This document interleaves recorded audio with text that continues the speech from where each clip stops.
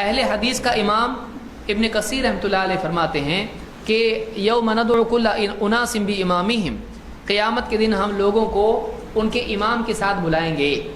کہتے ہیں کہ بعض سلف کا یہ قول ہے کہ اس میں اصحاب الحدیث کا شرف ہے، اس آیت میں اہل حدیث کی فضیلت بیان کی گئی ہے۔ کیوں؟ اس لیے کہ اہل حدیث کا امام اللہ کے نبی صلی اللہ علیہ وسلم ہے۔ تو ابن کثیر نے سلف کا قول ذکر کیا ہے کہ اہل الحدیث کا امام کون ہے؟ اللہ کے نبی صلی اللہ علیہ وسلم۔ اور یہی ہمارا قول ہے کہ ہمارے امام جن کے مقابلے میں کسی امام کی نہیں چلتی وہ کون ہے؟ محمد رسول اللہ صلی اللہ علیہ وسلم۔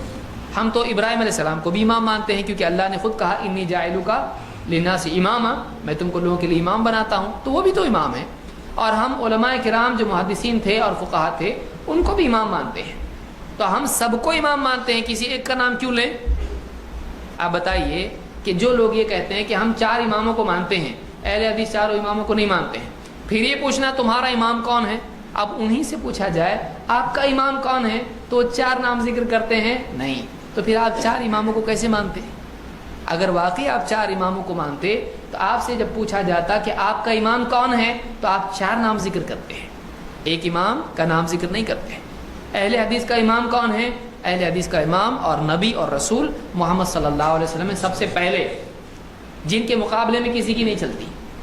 پھر بعد کے ادوار میں بھی اپنے اپنے دور کے اعتبار سے امام تھے، محدثین میں سے امام البخاری ہیں، امام مسلم ہیں، وغیرہ وغیرہ وغیرہ۔ فقہاء میں سے اور محدثین فقہاء میں سے امام احمد بن حنبل ہیں، امام ابو حنیفہ ہیں، امام شافعی، امام مالک ہیں، یہ سب ان کو سب کو ہم امام مانتے ہیں۔ اہل حدیث کی کتاب میں آپ دیکھیں ان کا نام امام سے ذکر کرتے ہیں، یوں کہتے ہیں احمد نے کہا، نہیں کہتے امام احمد نے کہا۔ تو اہل حدیث دوسروں کو بھی امام مانتے ہیں، لیکن کسی ایک کو لے کے سب کو چھوڑتے نہیں۔